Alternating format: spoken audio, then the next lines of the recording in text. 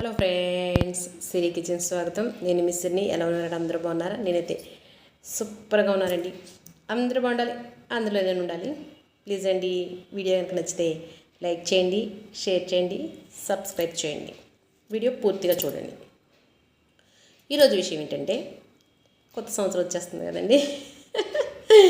క్యాలెండర్లు వస్తాయి కదా ఇప్పుడు. ప్రతి సంవత్సరం క్యాలెండర్లు ఏం చూస్తామంటే, నేనైతే రాశి ఫలాలు అయితే చదవనండి. అసలు నేను చూడను. ఎందుకంటే చూసిన దగ్గర నుంచి మనకు అదో ఇబ్బంది.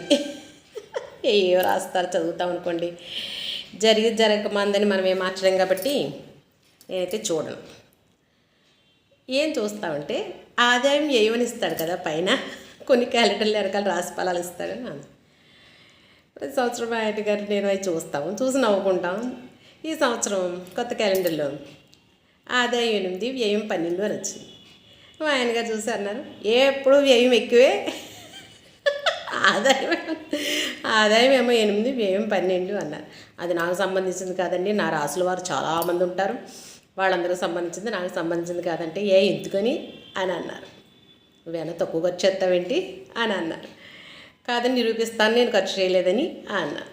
అయితే చెప్పన్నా, ఈ సంవత్సరంలో నేను ఎక్కడికి వెళ్ళినా, బ్యూటీ పార్లర్కి వెళ్తే అక్కడ డబ్బులు మీరే ఫోన్పే చేశారు.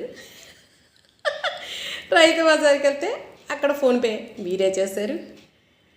డీమార్ట్కి వెళ్తే అక్కడ ఫోన్పే మీరే చేశారు. అక్కడికి ఏ ఊరైనా వెళ్తే మాకు బస్ ఫ్రీ, టికెట్ గొడవలేదు. అలాగే బయటకి ఎక్కడికైనా వెళ్తే ఏది కొన్నా ఆయనే ఫోన్పే చేస్తారు. నేను పౌచ్ కూడా పట్టుకెళ్తాం మానేశారండి ఈ సంవత్సరం. మీరు నమ్ముతారో నమ్మరో కానీ, ఎక్కడికి వెళ్ళినా ఏ షాపింగ్కి వెళ్ళినా ఫోన్పే ఆయనే చేస్తున్నారు. కాబట్టి నేను ఖర్చు చేసింది ఏముందండి. కాబట్టి అది కరెక్ట్ కాదు, నాకు సంబంధించింది కాదు అది.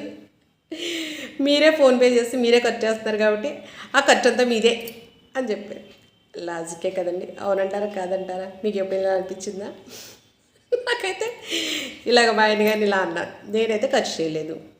ఎక్కడికి వెళ్ళాలన్నా మీరే తీసుకెళ్తున్నారు, మీరే ఇప్పిస్తున్నారు, మీరే ఫోన్పే చేస్తున్నారు కాబట్టి నేను ఖర్చు చేయలేదు అని చెప్పాను. అవునంటారా కాదంటారా? నవ్వుతుండండి, నవ్విస్తుండండి, ఆనందంగా ఉండండి, ఆరోగ్యంగా ఉండండి.